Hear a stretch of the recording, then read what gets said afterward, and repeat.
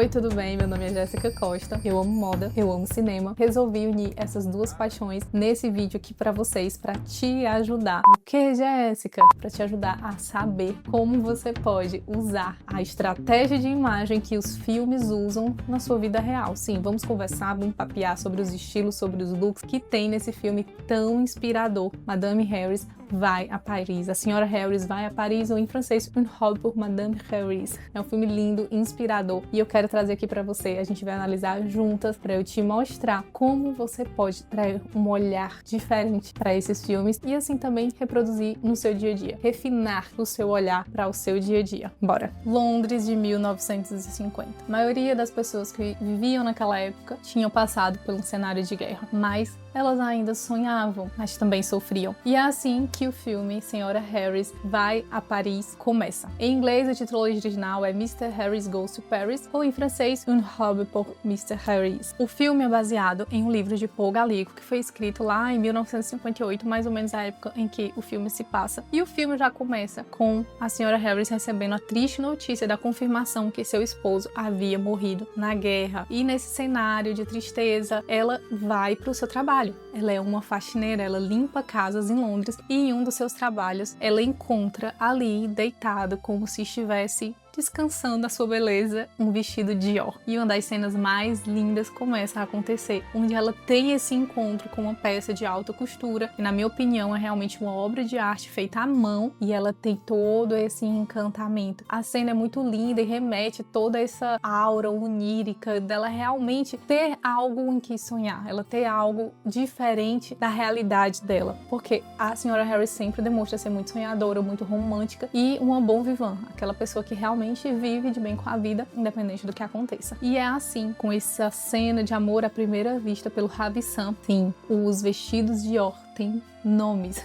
E é o Ravissant, o vestido que ela encontra, que faz ela começar a sonhar. Eu quero um vestido Dior pra mim. E a gente começa a ver cenas que realmente a gente se conecta, que são pessoas da vida real indo atrás de seus sonhos. E assim Mr. Harris vai economizar. Ela começa a andar a pé de ônibus, ela começa a fazer mais faxinas, ela começa a economizar de todas as formas para realizar os seus sonhos. E não é assim com todo mundo, gente. E depois de muita reviravolta, vou dar alguns spoilers, mas nessa parte não, ela consegue ir para Paris. E como toda boa sonhadora, primeira cena que ela vem em Paris, a Torre Eiffel. Sim, gente, todo mundo que vai para Paris a primeira vez, primeira coisa que é a febre do viajante, do turista de Paris, é conhecer a Torre Eiffel. E tá tudo certo, faz parte do mundo dos sonhadores. E ela vai ali, começa a sonhar com o seu Dior. E vai aonde? Na Rue Montagnier, que é o endereço até hoje da Maison Dior. Entrando lá, por coincidência, ela chega no dia em que está sendo apresentada uma nova coleção. E para quem não sabe, desde antigamente as coleções eram apresentadas nas casas onde os vestidos eram confeccionados. Coco Chanel fazia assim, Dior fazia assim também. Ela tinha um espaço onde os vestidos eram apresentados. E ali Mr. Harris tenta entrar e, como sempre, nos nossos sonhos também, na nossa vida real, existem pessoas que nos subestimam, que dizem que aquele sonho não é pra gente, que aquela realidade não é pra gente. Também tentam fazer isso com a Mr. Harris. E aí o que acontece? Outras reviravoltas e ela consegue finalmente entrar no desfile. E agora você para tudo que você estiver fazendo, se você estiver comendo, se você estiver cuidando de menino, se você estiver lavando a louça enquanto você assiste o filme, você para e você vai assistir essa cena. Porque nós temos simplesmente a seleção da crème de la crème da Dior dos anos 50. São cenas lindas de realmente nos inspirar. E eu quero comentar com vocês alguns dos vestidos. Vamos lá? O primeiro vestido que aparece, o primeiro look que aparece é o Taille Bar. Ele é o famoso New Look Dior. Essa peça lindíssima que você está vendo aqui, que era composta justamente por essa cintura muito marcada e essa feminilidade na saia, foi o que renasceu o romantismo no pós-guerra daquela época. E imagina, depois de anos de austeridade por causa da guerra, a Dior lança lindas curvas que vão ressaltar a feminilidade e a beleza das mulheres. Brilhante. O número 2, o Valparaíso, ele tem uma sobreposição que é mais ampla, mas quando a modelo tira, temos ali um vestido de linhas mais retas, essa gola com esse laço que é a cara desses vestidos de Dior, é a cara, essa gola dele bem característica, é bem uma assinatura dele dessa época, é algo contido, mas ao mesmo tempo que está mostrando a beleza, a feminilidade da mulher que vai vestir esse vestido. Temos o número 3, Cachetier, Cartier, ele é um conjunto, pra mim, ele é um conjunto com um bolero. Olha só, quem acha que o bolero aí é dos anos 90, não é. Ele tem um bolero com essas mangas bufantes, tá vendo? Essa estruturação que ao mesmo tempo não é algo masculino, linhas retas, é algo que traz feminilidade, que traz continuidade pra quem olha aqui nessa região dos ombros, pra essa mulher. E isso sim é uma marca Dior, essa feminilidade aguçada, ainda que você esteja usando looks mais rígidos. Esse aqui é o cocotte, ele é bem característico, né? Ele também é releitura, né, de séculos atrás, onde as mulheres usavam aquela sainha que se chama cocotte. Inclusive no Brasil, pelo menos na minha região, no Ceará, o pessoal chama uma menina novinha de cocotinha. Olha só, daí de onde vem o nome, vem do francês. E ele tem essa saia característica quando ela tá fazendo assim, que justamente evidencia, né, as curvas da mulher, mesmo que seja uma vestimenta mais séria, mais rígida, um tecido mais rígido, mas não deixa de trazer o embelezamento para a feminilidade natural da mulher que tá vestindo ele. Esse é o vestido Val de Ville. Ele é um vestido que aparentemente parece simples, mas ele é um vestido que tem um tecido todo moldado para fazer essa forma. Ao mesmo tempo, ele destaca a parte do busto da modelo, da mulher que estava usando ele, mas ele traz essa amplitude na saia que justamente é a marca Dior. Temos o vestido Caracas, que ele foi feito aqui nesse azul lindo, mas originalmente ele foi feito no preto. Mas esse detalhe dele é bem a construção de vestidos de baile daquela época, né? Que ele destaca, dá como assim que um ar de nobreza para a mulher, essa gola onde o rosto fica em evidência. Temos aqui o La Vie en Rose, que com certeza é um vestido que muitas mulheres usariam hoje ainda fácil, do jeito que ele está. Ele é um vestido de linhas mais simples, mas é aí onde entra a alta costura. Ele parece simples, mas é extremamente estruturado para evidenciar o que é certo, o que você quer no seu corpo e, além disso, extremamente costurado perfeitamente nas suas medidas. Alta costura. Temos esse vestido Sonnet, que ele é lindo. Ele é um tecido um pouco enrugado, como se fosse uma ribana. Não é ribana, tá? Mas eu digo aquelas ondulações que tem na ribana. De longe, assim, talvez a imagem não pegue bem, mas aqui, acho que essa imagem dele no museu, dá pra ver bem que ele tem umas ondulações e, gente, esses detalhes, ele não é só um vestido preto simples, ele tem um detalhe no tecido. O tecido dele tem uma textura para trazer um elemento a mais, sabe? Esses detalhes que a alta costura tem, que hoje, graças a Deus, muitas marcas também têm, é isso que faz a diferença. Eu não preciso estar com pena na cabeça para chamar a atenção. Olha a estrutura desse vestido, ele é perfeitamente estruturado, mas ele não é um pretinho básico. O tecido dele tem ali as ondulações para trazer o destaque na medida certa. Esse é o Porto Rico, ele é um modelo bem conhecido, bem difundido, não é, gente?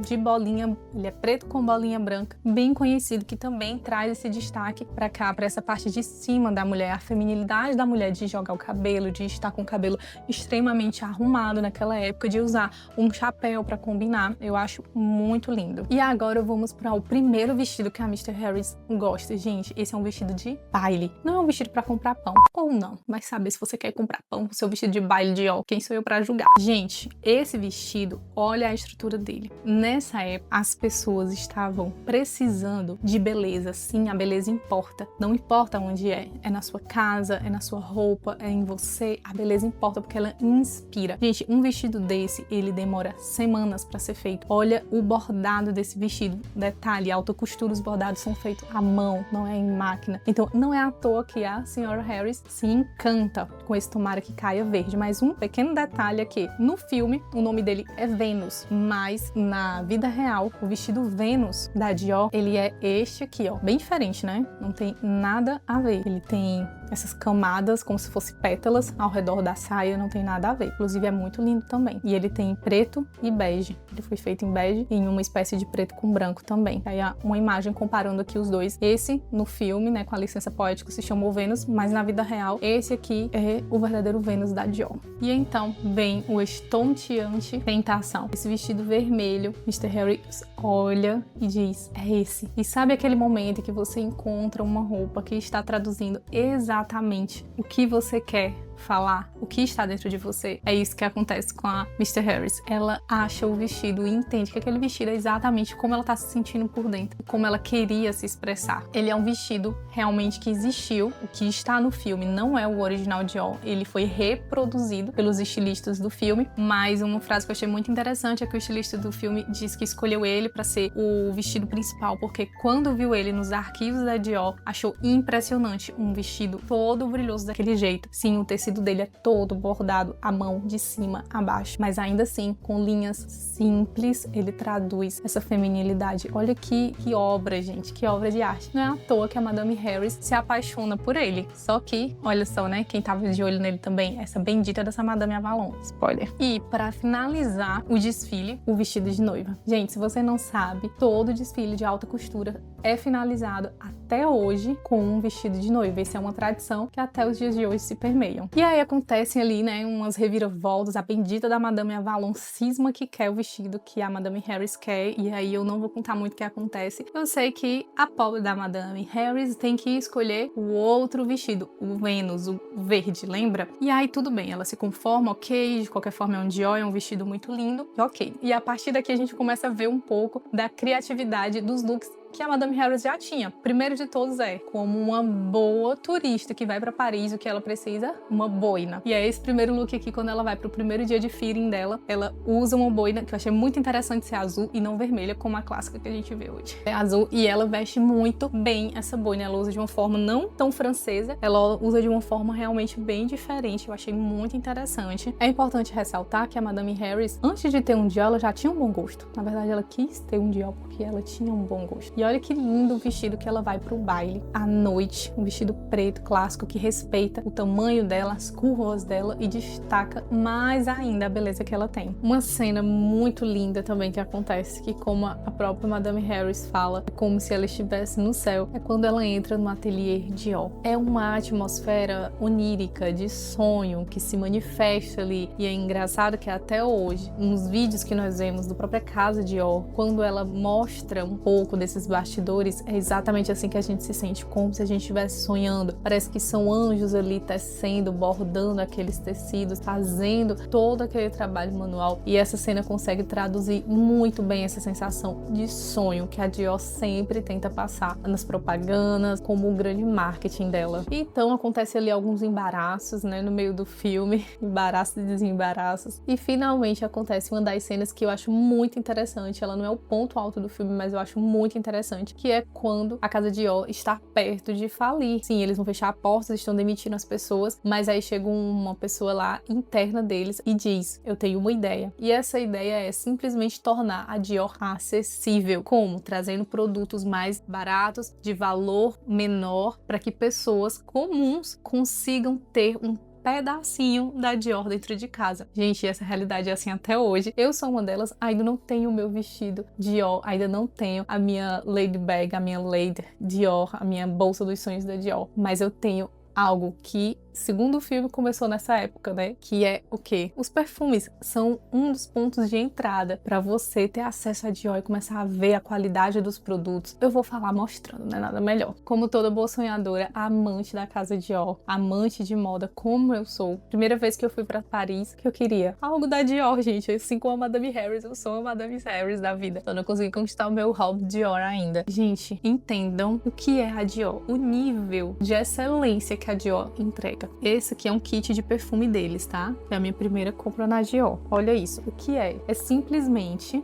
uma caixa que se transforma no prédio que eles tanto falam no filme, que é o da Rue Montagnier, que até hoje é onde a casa Dior é sediada. Olha isso, os prédios, as janelas, e dentro de cada janelinha dessa vinha o perfume. Aqui na frente vinha o já Dior. Eu amo minis, gente, amo minis, amo tudo mini. Então quando eu vi isso aqui, meu Deus, que sonho. E é algo tão marcante pra mim que até hoje eu tenho os perfuminhos, eu não deixo mais aqui dentro, né, que eu usei, lógico, a maioria. Tem um pouquinho ou outro aqui de alguns, mas antes eles estavam mais cheios, eu deixava aqui na caixa. Vieram 5 perfumes, inclusive eu já procurei outra dessas, eles não fizeram. Eu achei o máximo. Resumo da ópera, vieram 5 minis dos principais perfumes dele. Então tinha o Já Dior, tinha o Lady Dior, tinha o J'adore, que é o que ainda tem, que ele é fortíssimo. O Joy, e o Joy, ele é super feminino, mais fresquinho. E o Poisson, também é um perfume bem marcante deles. Cada janelinha aqui da embalagem vinha um perfume desse. Vocês entendem? Isso é Dior. Essa ideia, né, no filme, eles mostram como começou. Hoje eu ainda não consigo comprar um vestido Dior, mas um perfuminho é mais acessível. E hoje também eu tenho o meu Lady Dior. Fazer um ano que eu ganhei ele em Hanukkah do ano passado.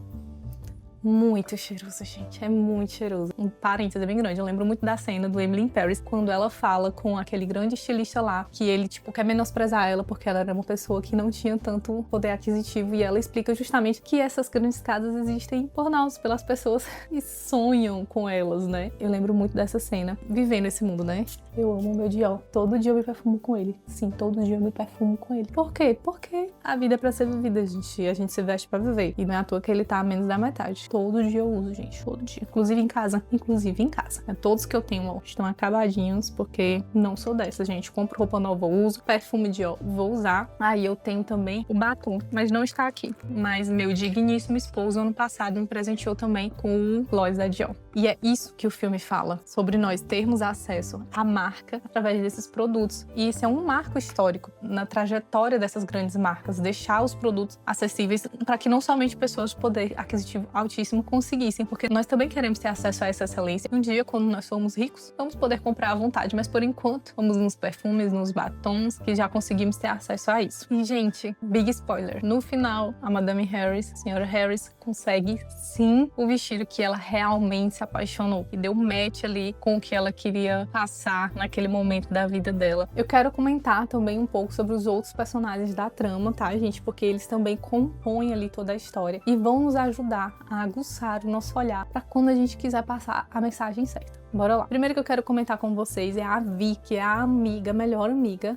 da senhora Harris. Ela é, assim como a senhora Harris também, é uma faxineira, ela trabalha limpando casas. Então são mulheres simples, lembrando que naquela época as pessoas não tinham muitas roupas. As roupas eram feitas, eram fabricadas para a pessoa comprava o tecido e era feito. Então era algo muito mais trabalhoso. Não era o prêt-à-porter, não é o fast fashion que a gente vê hoje, não é a roupa pronta que a gente vê hoje. As pessoas, pelo poder aquisitivo e pelas dificuldades da época de se ter que ser feito a roupa, na verdade, cada pessoa tinha verdadeiramente poucas roupas. A pessoa tinha um casaco, um vestido para sair e assim por diante. Mas nós podemos ver que eles quiseram construir com a Vi uma pessoa popular, normal, que estava inclusive usando a moda daquela época, que era a estampa London of Liberty. Até hoje, né, é muito conhecida, que é essa estampa aqui de algodão. A estampa Liberty of London, ela começou a ficar famosa ali pelos anos 20, 30. E nos anos 50 ela continuava sendo uma estampa popular, como é ainda hoje. E para quem não sabe, lá em Londres ainda existe até hoje a loja Liberty, por isso que é Liberty of London. A loja fica sediada lá em Londres e ela usa muito essas estampas e sempre muito coloridas, porque não sei se você lembra, ela é uma das pessoas mais divertidas do filme. Ela dança, ela canta, ela celebra com a amiga dela, e esse figurino vem remetendo, justamente trazendo toda essa energia, toda essa vibração que a Vi tem. Outra personagem que eu quero comentar com vocês é a Madame Avalon. Ela é a fina senhora implica com a Madame Harris, né, desde o começo ali, quando ela chega na casa de Dior. E eu achei interessantíssimo como eles usaram um outfit, um look extremamente preto, dos pés à cabeça, inclusive uma pena preta no chapéu, que me lembrou ali um pouco até um corvo, sabe? Aquela coisa meio realmente assim, do mal, aquela coisa assim, nossa, a pessoa sem cor, a pessoa sem alegria, a pessoa sem vida, totalmente o contrário, o oposto da Madame Harris, né? Que chega ali com vida, com alegria, ela chega em oposição, inclusive na cor. E essa falta de cor, né, da roupa dela, esse preto, mostra a questão dela estar sendo ali invejosa, dela ser realmente o oposto da Madame Harris, que chega com flores no cabelo, colorido, um look verde, realmente bem Madame Harris, bem sonhadora, bem empática, bem amorosa, né? Então, nós podemos ver essa construção do personagem com esse contraste dos looks. Uma pessoa também que eu não podia deixar de comentar é a Natasha. Ela é a modelo mais famosa da Dior, ali onde se passa na trama, e ela usa sempre looks muito lindos. O primeiro ponto que eu quero falar dela é a franja. Essa franja, na época que o filme é passado, estava muito em alta por causa da Audrey Hepburn, que também fez muito sucesso fazendo filmes em Paris, né? Amo os filmes da Audrey, acho ela, assim, uma excelente atriz, uma excelente pessoa. Se você não conhece, depois pesquise, que até a velhice dela, ela fez boas ações, ela praticou bem, ela é uma pessoa realmente incrível. Voltando pra Natasha, a Natasha estava com uma franja à la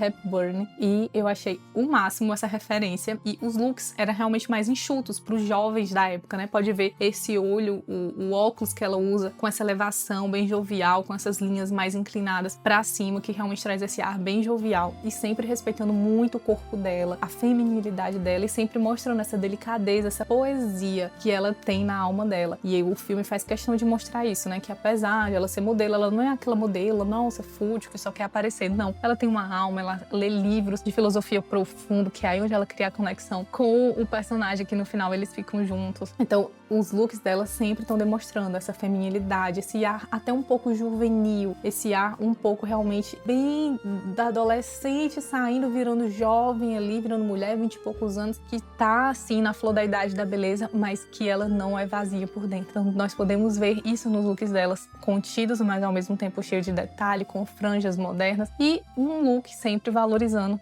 e respeitando as suas formas. E o que eu não podia deixar de comentar também são os looks dos homens. Gente, essa época é aquela época que as pessoas falam que sentiam falta sobre a elegância dos homens. Por quê? A elegância não era sobre você querer aparecer, você ser melhor que o outro. Era uma questão de polidez. Era uma questão de polidez na sua vestimenta. As pessoas tinham um cuidado ao se vestir, tinham um cuidado ao que usavam. E o filme retrata muito bem nos looks masculinos, nos figurinos masculinos, em todos os homens eles retratam esse polimento, essa elegância, que não era uma questão de opinião, era um senso comum. Durante todo o filme nós vemos todos os homens que são apresentados com esse look polido, elegante, não era algo desgarrado, não era algo sem nexo. Isso era uma questão de trazer vida ao que se vivia naquela época, que era esse senso comum de elegância, de polidez, de se apresentar bem. Essa parte eu sinto falta também. Nós terminamos o filme cheios de inspiração, cheios de esperança, porque afinal os sonhos são para serem sonhados, são para serem vividos, são para nos mostrar que nos dias nublados, que a gente está mais desesperançoso, existe ali um raio de luz que pode nos tirar daquela escuridão. Assim como o mundo precisa dos racionais com a sua realidade, trazendo as verdades da vida, o mundo também precisa do equilíbrio dos sonhadores, dos que conseguem ver além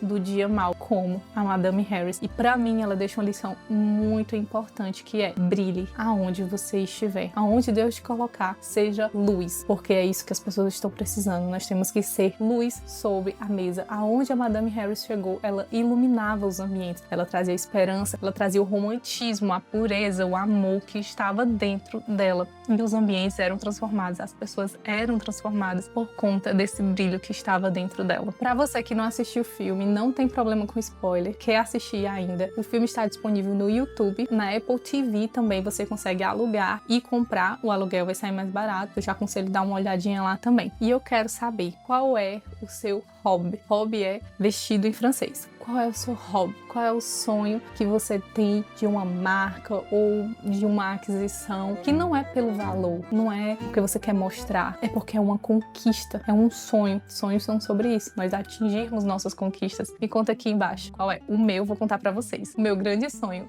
assim como era o vestido pra Madame Harris, é a Lady Dior, branca, com uma fita de cetim na alça. Eu já fui em uma loja Dior, já fiz esse ato profético, já olhei, já cheirei, já vi como ela é por dentro. Eu já toquei esse sonho, ainda não está aqui comigo, mas daqui a pouco vai estar, se Deus quiser. E você, me conta, qual é o seu vestido Dior tão sonhado? Qual é a peça que você sonha um dia adquirir? Ou qual é algo, um sonho que você tem de ir para Paris e viver a Torre Eiffel com uma boina? Qual o sonho que você tem que ir olhando, assistindo esse filme ou outros filmes que te inspiram, você volta a sonhar? Me conta aqui embaixo. Acabou o vídeo, quero trazer extras, créditos para vocês agora. Curiosidades que eu pesquisei a fundo para trazer aqui para vocês. Primeiro, vocês ficaram curiosas se os vestidos afinais eram ou não os originais de Dior? Não, eles eram reprodução, gente. A figurinista que teve acesso ao acervo Dior, sim, ela teve acesso ao acervo Dior. Para quem não sabe, um dos melhores e maiores acervos de roupa que se existe é o da Dior. Desde o começo da marca, eles têm acervos com arquivos, com mostras de tecido, mostras